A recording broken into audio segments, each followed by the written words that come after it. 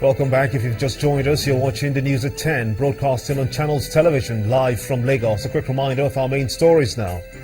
The Nuclear Security Summit is underway in the United States as U.S. President announces the ratification of a nuclear protection treaty by 102 countries.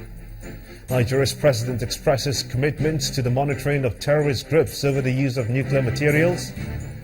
The civil society groups concerned about Nigeria's growing unemployment and the challenges associated with the passage of the budget 2016. And drama in Edo State as APC and the PDP trade blames over alleged assault of a trader at the Benin markets.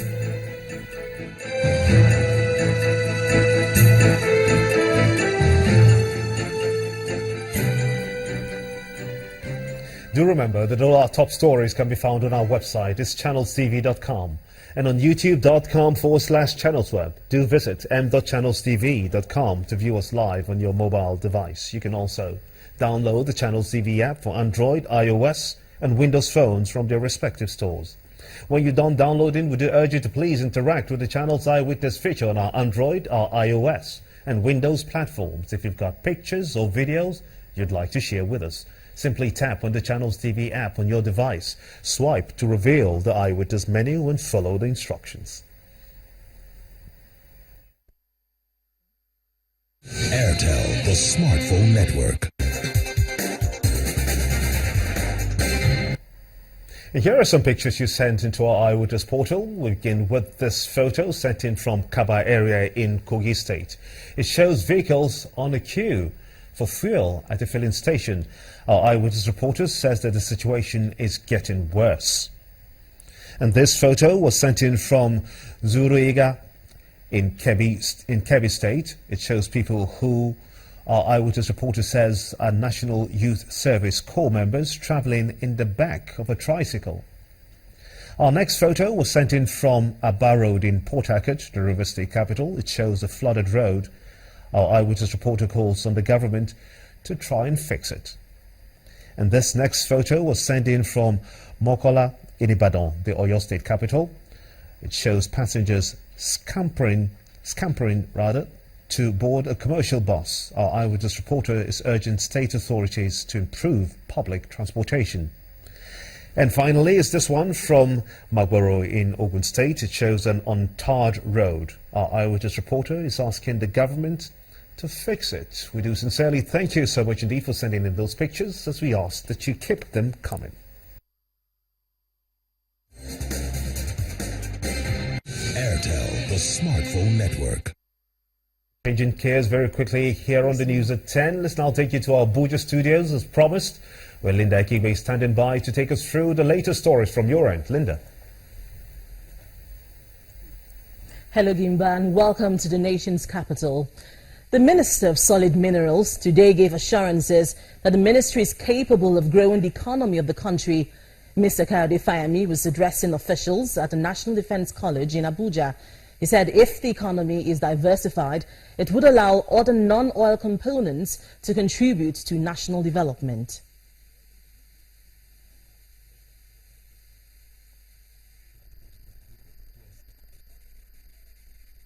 The Nigerian security landscape, whether we like it or not, is ravaged partly by poverty, which brought about insecurity. If you grow a sector that has the capacity to also produce jobs in abundance to the populace, clearly they will feel safe and secure. Their sense of self-worth is enhanced, their sense of dignity is improved, and they begin to contribute as active citizens to the security landscape of the nation. That's really why we must grow this sector and not continue to depend on oil and gas, which has contributed its own to our economy and will continue to do so. But I think it's about time that we got on to diversifying our revenue base. And mining is just one of those options, just as agriculture, just as information technology, and the services sector. So that's the security connection, that's the nexus between peace and development. Here in National Defense College, we train officers to become strategic leaders. And if you have to lead, at that level, you must be very conversant with areas that contribute to national development. And solid mineral sector is one very important sector. Minister of Health, Professor Isaac Adewale, has been speaking on the allegations of demand for cash deposits before patients receive treatment at public hospitals across the country. According to the minister, the federal government will address this challenge by increasing funds allotted to primary health care while making health insurance compulsory in all states of the federation. Professor Adewale was a guest on our breakfast program, Sunrise Daily.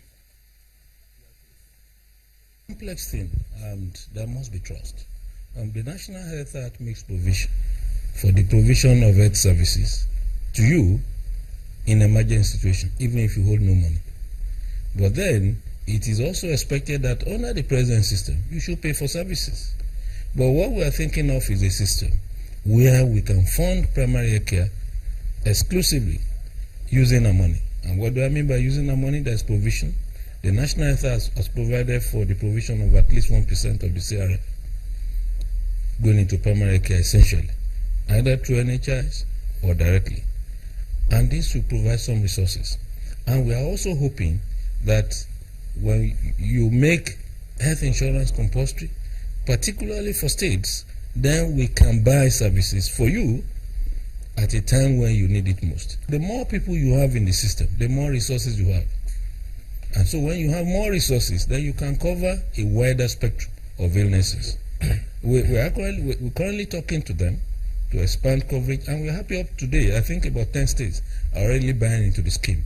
When states buy into the scheme, and we're also able to establish community health insurance, then more people will pay, there will be more resources, and federal government can also put in a national money into this.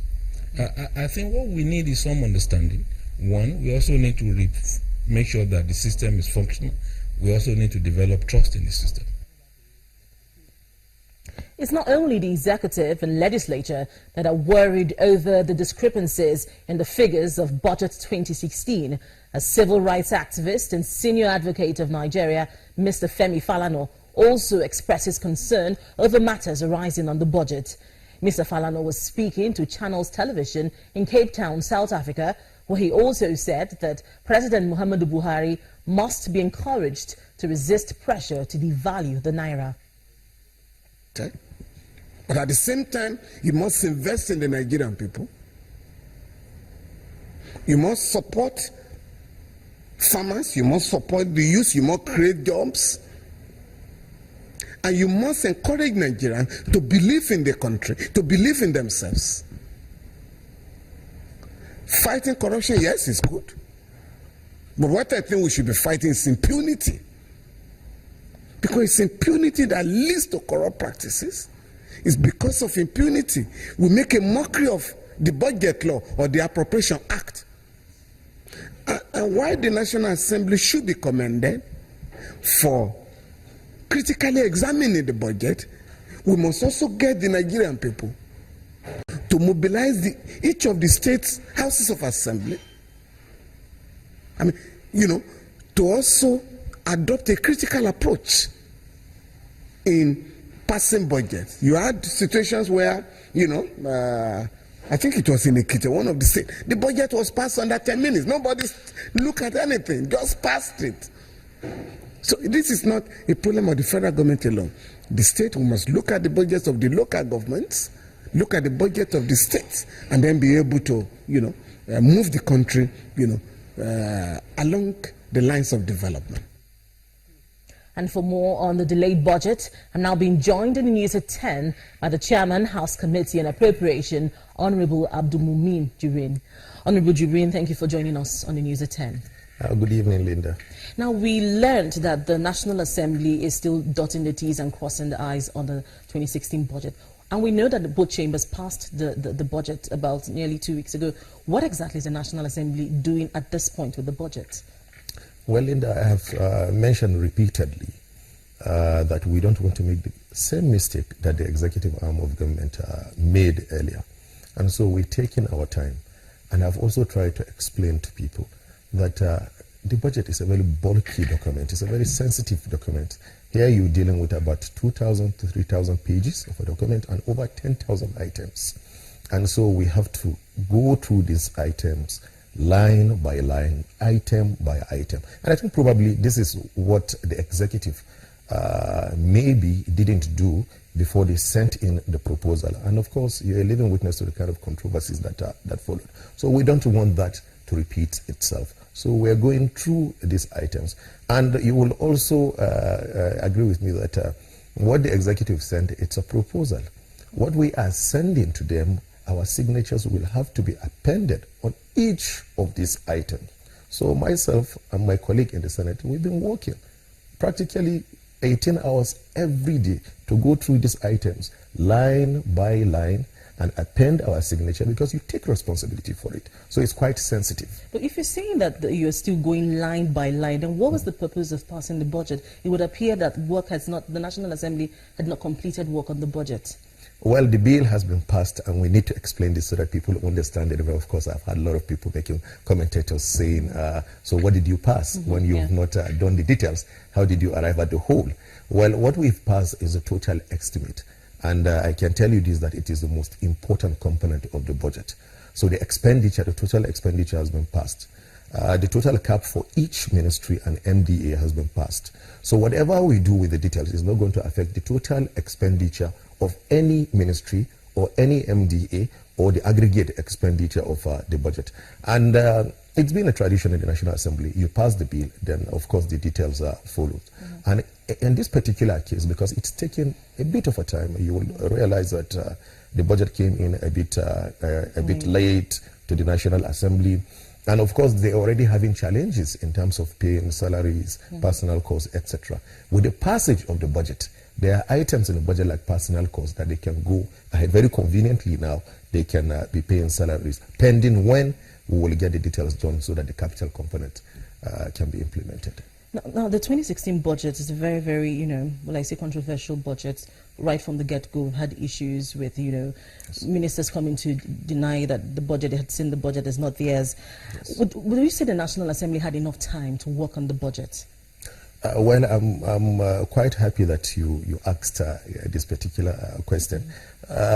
We've put in all the best that we can. The budget came in late December. Now this is the third month. Of course, if you look at the series of events that have taken place between then and now, going through the first reading, the second reading, taking it to the appropriation committee, sending it to the standing committees of the House, inviting the MDs and the ministers for their defense, then coming back to the appropriation committee to defend their reports.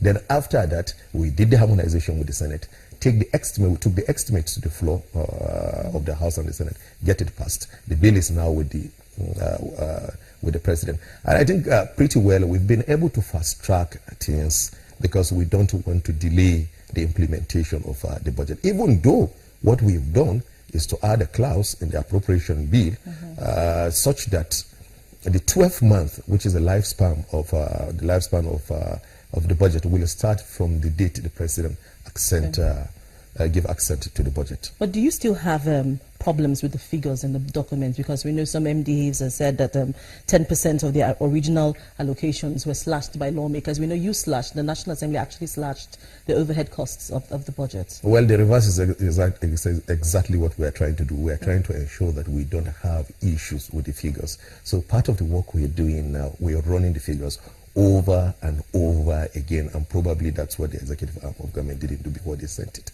So we just want to be sure that whatever we're sending, there will be very minimal issues of disagreement, etc. And how long is this supposed to take, this process, this dotting the T's and crossing the I's? Well, I said it the last, I think 2 days ago when I granted press interview, and it generated a lot of issues. But what I said was that usually it takes a week or two from the date that we pass the budget to get the details over to the executive arm of government. So I'm pretty sure that in the next few days we should be able to get that. And we're going into the second week now after the passage of the budget. Now, what aspects of the budget would you say are the most contentious by your assessment as the chairman of the Appropriation Committee in House of Reps? Well, straight ahead, my first reaction when I saw the total expenditure of the budget, aggregate expenditure of the proposal they brought in, which is 6 trillion and 077. The first thing that went through my mind is that for a country that is facing a huge revenue challenge the way we are facing at the moment, it's a contradiction that you're building up your total expenditure. Now,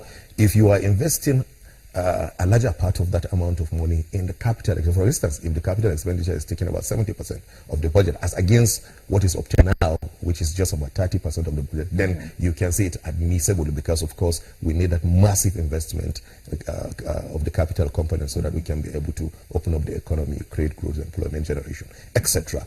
But 70% of this, it's still in recurrent aspect. So you have the recurrent growing and the capital component also growing. So I have said it very bluntly that it doesn't call for any celebration. So there is a huge contradiction about the size increasing while we're having revenue challenges. Then there's also the aspect of not cutting down the recurrent expenditure to build up your capital expenditure. The capital expenditure is going up. At the same time, the recurrent expenditure is went very up. So you cut the overhead. Oh, this addresses this yes, problem. Absolutely. This is exactly the reason why we slashed down the recurrent expenditure. We're a bit cautious not to dislocate the budget. So what we did, we left the personnel component, the overhead component. It's disappeared where you have an agency buying 100 computers every year, 100. You have an office buying toilet papers. You have them buying all sort of furnitures, all sort of things included in the budget. So what we did, we're a bit cautious. So we took off 10% across board, and that's how we arrived at 17 billion. Of course, some people said it's a meager amount of money, but I think it's a good starting point. Next year, we'll be able to do more. Okay, thank you so very much, Honorable Abdulmumin Jumbrin, for joining us on the News at 10. Thank you very much, Linda. And that's all from Abuja. Back to you in Lagos. Well, thanks indeed, Linda Akibe, taking us through with the latest from the world in news, of course, from Abuja. And when the News at 10 returns, the federal government to strengthen Nigeria's police to make it more efficient and service-oriented. Join us again.